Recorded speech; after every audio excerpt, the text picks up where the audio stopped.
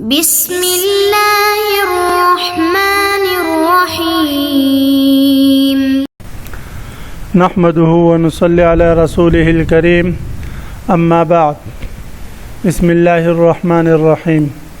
عزیز طلبہ، آج ہم ہدایت النحو سبق نمبر 23 شروع کر رہے ہیں۔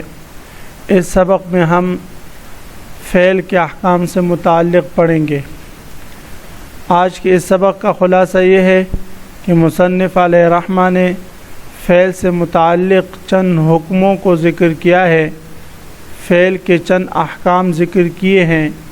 سب سے پہلا حکم وہ یہ ہے کہ فعل کا فاعل اگر اس میں ظاہر ہو تو فعل کو ہمیشہ مفرد لایا جائے گا، جیسے ضرب زید، ضرب الزیدان، ضرب الزیدون، یعنی جب بھی فاعل اس میں ظاہر ہوگا تو فعل ہمیشہ مفرد لایا جائے گا۔ دیکھیں زید، زیدان، زیدون، تینوں صورتوں میں واحد، تثنیہ و جمع کی صورتوں میں فعل ہمیشہ مفرد لایا جائے گا۔ دوسرا حکم یہ ہے کہ فاعل اگر اس میں ضمیر ہو تو فعل کو فاعل کے مطابق واحد کے لیے واحد اور تثنیہ کے لیے تثنیہ اور جمع کے لیے جمع لایا جائے گا، جیسے زید ضربا۔ اب ضربا جو ہے اس میں ضمیر ہوا فاعل بن رہا ہے جو زید کی طرف راجع ہے، تو اس لیے ضربا فعل مفرد ہوگا۔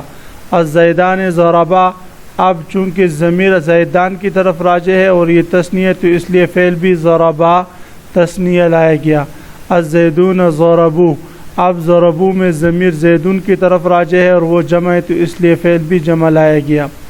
تیسرا حکم یہ ہے کہ فعل کو دو صورتوں میں مؤنث لانا واجب ہے، یعنی دو صورتوں میں فعل ہمیشہ مؤنث ذکر کریں گے، مذکر نہیں۔ پہلی صورت فاعل اس میں ظاہر مؤنث حقیقی ہو تو فعل ہمیشہ مؤنث آئے گا، جیسے قامت ہندن۔ دوسری صورت فاعل مؤنث کی طرف لوٹنے والی ضمیر ہو، چاہے وہ مؤنث حقیقی کی طرف لوٹ رہی ہو یا مؤنث غیر حقیقی کی طرف، تو اس صورت میں بھی فعل ہمیشہ مؤنث لایا جائے گا، جیسے ہندن قامت۔ چوتھا حکم یہ ہے کہ 5 صورتوں میں فعل کو مؤنث اور مذکر لانے کا متکلم کے پاس اختیار ہوگا۔ پہلی صورت فاعل مؤنث حقیقی ہو لیکن فعل اور فاعل کے درمیان فاصلہ ہو، جیسے ضربا، ضرب الیوم ہندن، جیسے ضرب الیوم یا ضربت الیوم ہندن۔ دوسری صورت فاعل اس میں ظاہر مؤنث غیر حقیقی ہو، جیسے طلع یا طلعت الشمس ہو۔ فاعل جمع مکسر ہو تب بھی فعل کو مذکر و مؤنث دونوں طرح لا سکتے ہیں، جیسے قامہ یا قامت الرجال ہو۔ فاعل جمع مؤنث سالم ہو پھر بھی آپ فعل کو مذکر و مؤنث دونوں طرح لا سکتے ہیں، جیسے قامہ یا قامت ہندات۔ فاعل کوئی ایسی جمع مذکر ہو جس کے واحد مؤنث ہو، جیسے مضا یا مضت سنونا۔ اب سنونا یہ جمع مذکر سالم ہے لیکن اس کا واحد وہ سنتن آتا ہے جو مؤنث ہے، تو ایسی جمع مذکر سالم کے لیے آپ فعل مذکر و مؤنث دونوں طرح لا سکتے ہیں۔ پانچواں حکم فعل سے متعلق یہ ہے کہ 3 صورتوں میں فعل کو مذکر لانا واجب ہے۔ پہلی صورت یہ ہے کہ فاعل مذکر ہو، جیسے ضرب زید۔ دوسری صورت یہ ہے کہ فاعل ایسی جمع مذکر سالم ہو جس کا واحد بھی مذکر ہو، جیسے قام المسلمون۔ اور تیسری صورت یہ ہے کہ فاعل اس میں ظاہر مؤنث حقیقی ہو لیکن فعل اور فاعل کے درمیان الا کا فاصلہ ہو، جیسے ما قام الا ہندن، یعنی الا کے علاوہ اگر کسی اور چیز کا فاصلہ ہو تو اس صورت میں پھر مذکر و مؤنث دونوں طرح لانے کا اختیار ہوگا، لیکن اگر الا کا فاصلہ ہو تو پھر اس صورت میں ہم فعل کو ہمیشہ مذکر لائیں گے، بلکہ مذکر لانا یہ واجب ہوگا۔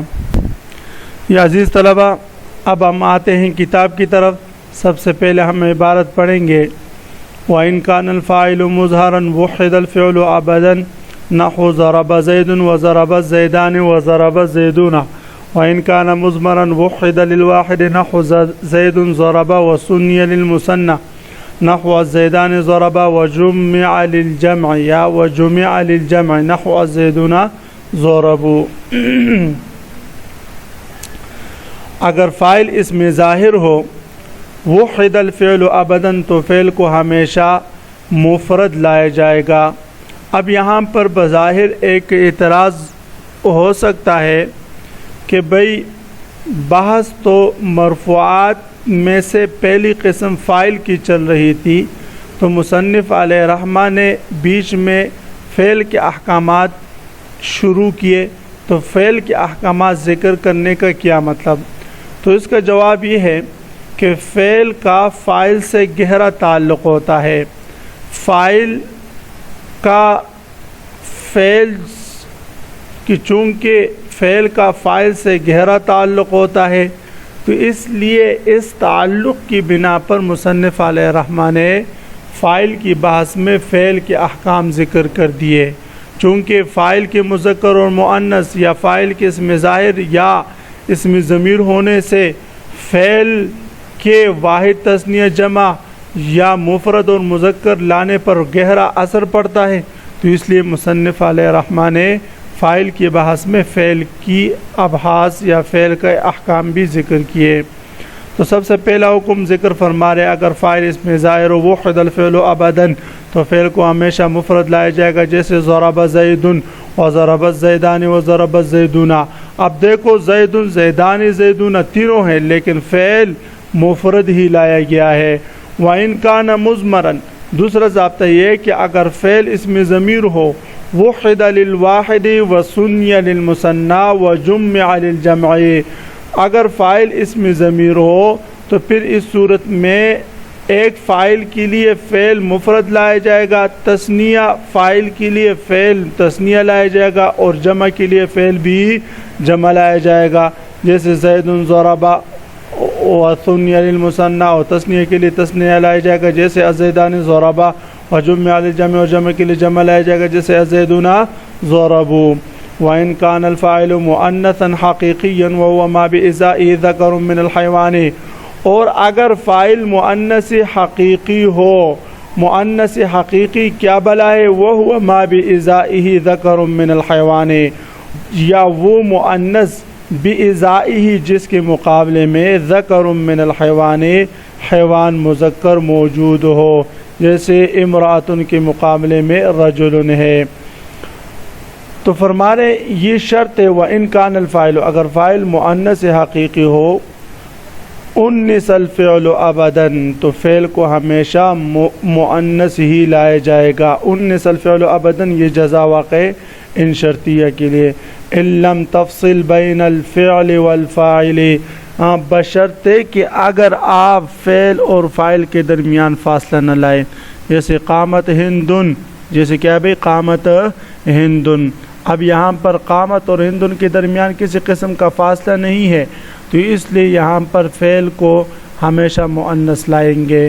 فَإِن فَصَلْتَ جی فَإِن فَصَلْتَ فَلَكَ الْخِيَارُ فِي التَّذْكِيرِ وَالتَّأْنِيثِ اگر آپ فعل اور فاعل کے درمیان فاصلہ لاتے ہیں کسی اسم سے سوائے اللہ کے، جیسے ضرب اليوم ہندن، اب یہاں پر اليوم ہندن اور ضربہ کے درمیان فاصل لایا گیا ہے، تو اس صورت میں فلک الخیار فی التذکیر والتانیث آپ کے پاس آپشن ہے، آپ کو اختیار ہے کہ آپ فعل کو مذکر چاہے ذکر کرے اور چاہے تو مؤنث ذکر کرے، جیسے ضرب اليوم ہندن، وَإِن شِئْتَ قُلْتَ اگر تو چاہے تو کہہ سکتا ہے ضربت اليوم ہندن۔ وَكَذَلِكَ فِي الْمُؤَنَّثِ الْغَيْرِ الْحَقِيقِيِّ اور اسی طرح یعنی تیرے پاس خیار ہے مؤنث غیر حقیقی میں بھی کہ اس میں بھی آپ فعل کو مذکر و مؤنث لا سکتے ہیں، جیسے طلعت الشمس وَإِن شِئْتَ قُلْتَ طلع الشمس۔ جی یہ شمس مؤنث غیر حقیقی ہے، اور مؤنث غیر حقیقی میں فعل کو آپ مذکر اور مؤنث دونوں طرح ذکر کر سکتے ہیں۔ ھذا اذا كان الفعل مسندا الى المظہر، یہ تمام تفصیل اس صورت میں ہے کہ جب فعل کی اسناد کی گئی ہو اسم ظاہر کی طرف۔ وَإِنْ كَانَ مُسْنَدًا إِلَى الْمُضْمَرِ اگر فعل کی اسناد کی جائے اسم ضمیر کی طرف، اگر فعل کی اسناد کی گئی ہو اسم ضمیر کی طرف اُنِّثَ أَبَدًا تو فعل کو ہمیشہ مؤنث ہی لایا جائے گا، جیسے الشمس طلعت۔ اب یہاں پر طلعت کے فعل جو ہے اس کی اسناد ضمیر کی طرف ہوئی ہے جو ضمیر الشمس کی طرف یعنی مؤنث غیر حقیقی کی طرف راجع ہے، لہذا اس صورت میں فعل ہمیشہ مؤنث ہی لایا جائے گا۔ وجمع تکسیر کالمؤنث الغیر الحقیقی، اور جمع تکسیر بھی مؤنث غیر حقیقی کی طرح ہے، اور جمع تکسیر بھی مؤنث غیر حقیقی کی طرح ہے۔ تقول آپ کہیں گے قام الرجال وإن شئت قلت قامت الرجال، یعنی جمع تکسیر مؤنث غیر حقیقی کی طرح ہے کہ جس طرح مؤنث غیر حقیقی کے جس طرح، اور جمع تکسیر بھی مؤنث غیر حقیقی کی طرح ہے۔ مطلب یہ ہے کہ جس طرح مؤنث غیر حقیقی میں آپ کے پاس اختیار تھا کہ آپ فعل کو مذکر و مؤنث ذکر کرے، جو بھی چاہے ذکر کرے کر سکتے ہیں، تو اسی طرح جمع تکسیر اگر فاعل بن رہا ہو تو اس کے فعل کو بھی آپ مذکر اور مؤنث دونوں طرح ذکر کر سکتے ہیں۔ تو آپ کہیں گے قام الرجال وإن شئت قلت، اگر تو چاہے تو قامت الرجال بھی کہے۔ الرجال یہ رجل کی جمع مکسر ہے تو اس لیے اس کے فعل کو آپ مذکر و مؤنث دونوں طرح ذکر کر سکتے ہیں۔ والرجال قامت، اور یہ مثال ہے تیسری صورت کی، یہ ہو جو اگر فعل کی اسناد اسم ضمیر کی طرف کی گئی ہو جو ضمیر جمع مکسر کی طرف راجع ہو تو اس صورت میں اس فعل کو مؤنث ہی لایا جائے گا، والرجال قامت ہی کہیں گے، قامہ کہنا اب درست نہیں۔ وَيَجُوزُ فِيهِ الرِّجَالُ قَامُوا، البتہ یہاں پر جمع ایک اور اختیار بھی ہے، وہ یہ ہے کہ الرجال قاموا بھی آپ کہہ سکتے ہیں، یعنی جمع فعل جمع بھی لا سکتے ہیں اور واحد مؤنث بھی لا سکتے ہیں۔ جی تو آج کے اس سبق میں ہم نے فعل سے متعلق 5 احکام پڑھ لیے ہیں۔ انشاءاللہ عزیز طلبہ کل میں آپ اگر فاعل مؤنث غیر حقیقی ہو تو فعل مذکر لایا جائے گا یا مؤنث لایا جائے گا، اس کی پوری تفصیل آپ حضرات سے میں سنوں گا۔ وآخر دعوانا ان الحمد للہ رب العالمین۔